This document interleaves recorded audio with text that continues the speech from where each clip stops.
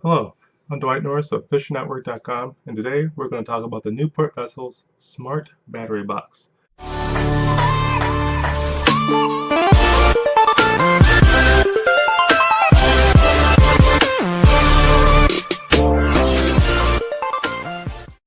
Now, I purchased this to go along with my Saturn SD488 inflatable boat, which I got from boats2go.com.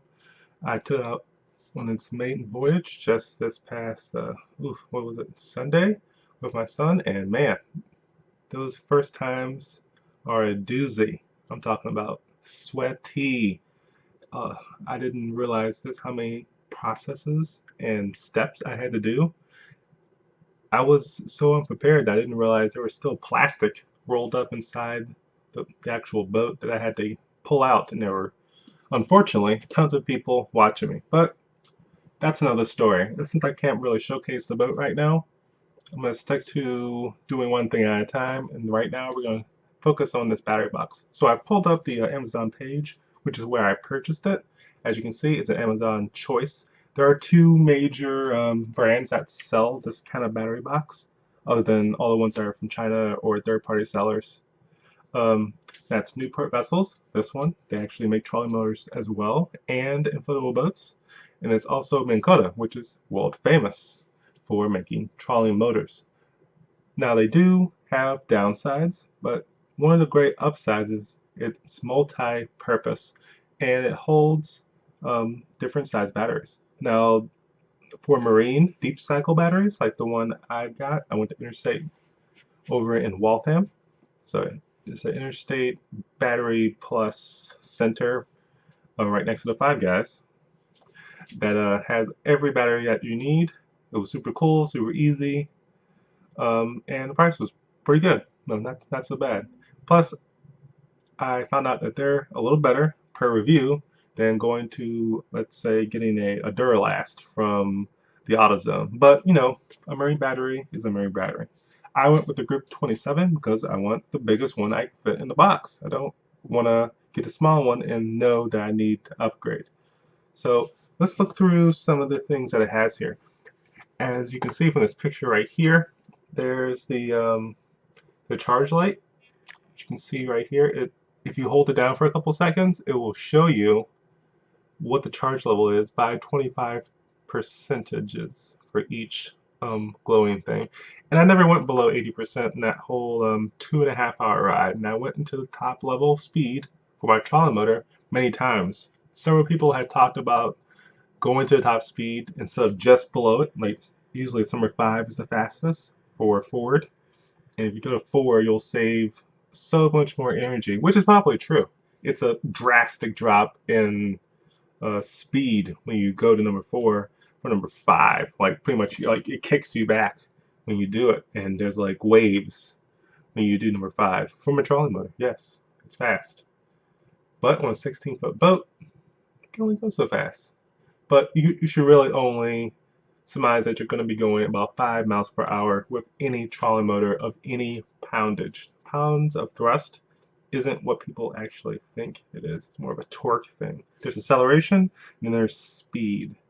And there's different ways you can do that, but for the most part, trolley motors are built for acceleration. You get to this spot quick, you get to that spot quick. If you want speed, you get a gas engine. Also, if you want to use the peripherals here, which is one, there's a USB. Oh, here's a better picture of that button. This is for 12 volt batteries, if you're wondering. 12 volt deep cycle batteries. As you see here, there's a battery port, a charging port for any kind of USB device. Most people will be charging their mobile phones. I did it. I tested it. I can actually do it here for you. I actually have the battery, obviously. I'm going to show you up close in just a minute. I'm just going to go over the basics here. You see these little white things? They're actual trips for 10 amp. They're breaker switches. A breaker switch on a 10 amp and 60 amps. So if you somehow get a surge from your motor mine's at 55 amps, I shouldn't get anything that's over 60 apparently. You just can't handle it. It'll be too much heat, which is something people have run into with this thing. too much heat being drawn in the wires and the plastic. And there's a 10 amp draw, which I think has to do with these other devices, which is the USB and the 9 volt on the other side. I thought there was a picture of that. You look, yeah, right here, you can see there's a 9 volt on the other side. So, you know, there's 2-year warranty, external battery ports, dual integrated circuit breakers. We talked about that, etc., etc. But let's get to the cool stuff. You know, you can read this while I show you the actual battery. I got the 27 battery, group 27 battery still in here, so it's freaking heavy. But I'm gonna pull it to my lap and try not to crack my legs. Jesus. Ugh. Here's the big boy. Let me turn it around. Why did I do it in the first place? So, come on. I'm gonna have to point this down a little bit.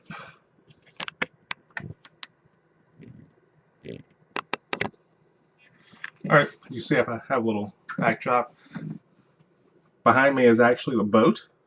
Just behind us, it's curled up. Actually, let me see here. You can look here. See that bag? This bag is the boat. Pretty decent storage space for a 16-foot boat right behind me. It stops like right here. That's how wide it is. So here's the battery center. Here's the 9 volt hole. Want to see a little closer? Wow, I've been working out. Surprised I can lift it up. Here's the USB right there. And let me show you.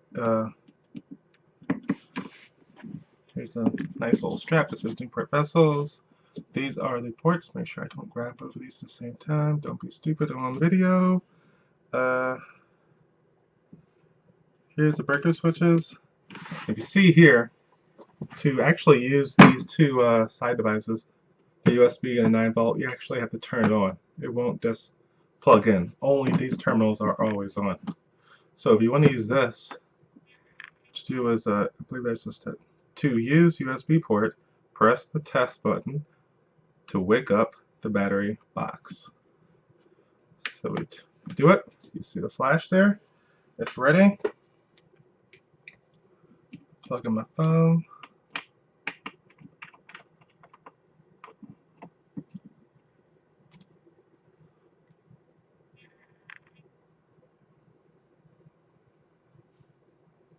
Boom.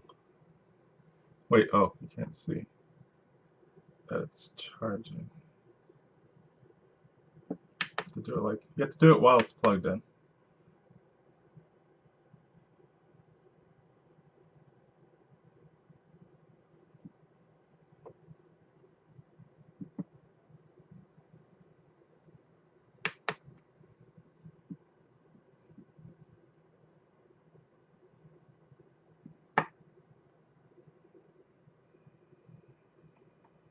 It's interesting. It worked earlier when I did that.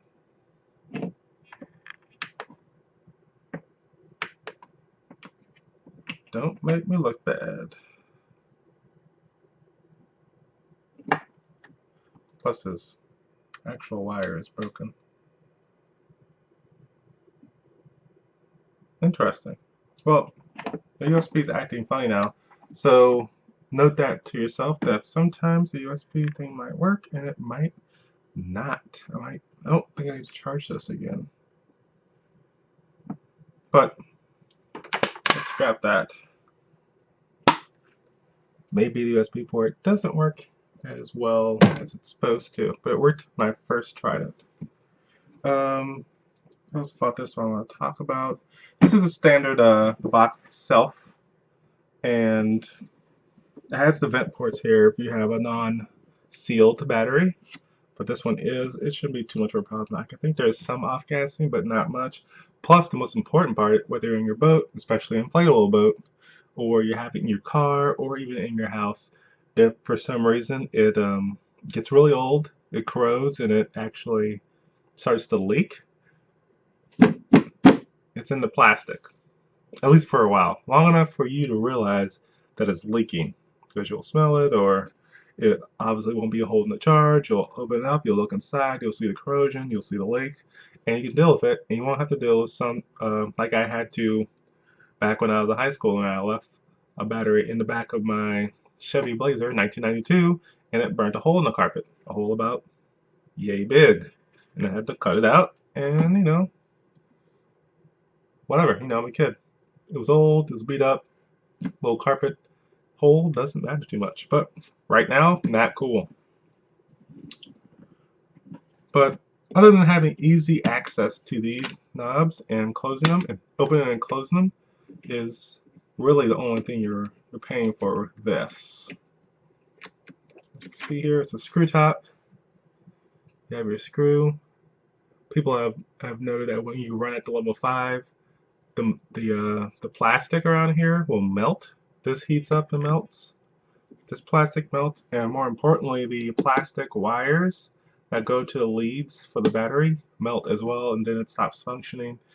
Or if you go up to, when you go up to that speed, they'll get too hot, they'll fray the wires, and they'll just cut off. But if you go at lower speeds with lower voltages and with lower temperatures, it won't do that. So one last thing to do is pop this puppy open. Let you look inside. So if you look here, see the wires, you see the interstate battery, which is green. Brand new. Was manufactured in, well, I got one that was manufactured in January and one manufactured in February. So, as good as it gets. And all you have to do is plug them up, screw them on, get your little strap here, has a little clip, has a pre-made guide on the box. The other one I have doesn't have as good of a guide. You actually have to screw something on to make a strap that it can hold it in that one place rather than these raised beams. And I don't want to drill holes in my battery box because they might, poke a hole in the battery. Like, why? Same reason I wouldn't use screws in the floorboards for my boat, because it might pop the boat. So, other than that, that's what's going on with this battery box. I didn't have any problems with it until just now. The USB, not sure what that's about, but I swear it was working beforehand. If it continues to work in my next set of videos where I talk about the trolling motor and the boat and all the other things that I bought for this, I'll tell you, hey, USB isn't working anymore. This thing is already crapping out on me. I'll write a review on Amazon because they sent me this card telling me how to write a review for their product. And if it's not working correctly anymore, or I'm just being dumb and didn't read the instructions right this time, I'm doing something backwards, then I'll tell them. But it's probably me, but we'll see. Time will tell. So if you're thinking about this, it's on Amazon. $65 free shipping. Not bad. You can use it in your kayak. Fits right in the back. It's waterproof. It's a waterproof battery box. And it holds a group of 27 battery. Pretty large, pretty heavy. This is about, I don't know. It feels like it's over 50 pounds. It's like 45, 50 pounds, give or less. Give or take a few things. And it has, oh yes, it has those non-slip rubber feet, which are really important when you have aluminum floors like I do in my boat, because you don't want it to slip. Some boats that have open areas, like inflatable boats, they don't have that little compartment box like a real boat does to put your battery. They have a little strap that they put up right so it doesn't slide forward in the boat, and next thing you know, you have you're shocking people as it slides by. Not good. With those non-slip feet, you'll stay right to the back, and obviously because you're taking off, you don't have brakes in the boat. It will stay in the back, no problem. So I think that's all I wanted to talk about. If you have any questions, please comment down below, click on subscribe, do all the socials, and if you have any questions, just please ask me. I'm willing to talk about anything. Or if that person, I forgot your name or your handle, your YouTube handle, that you wanted to know more about the Saturn SD488 because you're thinking about getting it for your family, please contact me. Even if it is before I actually showcase the boat, which I plan to do, specifically because you asked, and I was planning to do it anyway. Just ask. I've already told you that learning the first time is a little rough, but I already know it's going to be faster the second time. I just want to see how fast I can get it, and I'm going to showcase that over a period of videos. So, Dwight Norris, fishnetwork.com, telling you, get out there and go fishing however you can, before work, during work, after work, or on the weekends. Make it happen.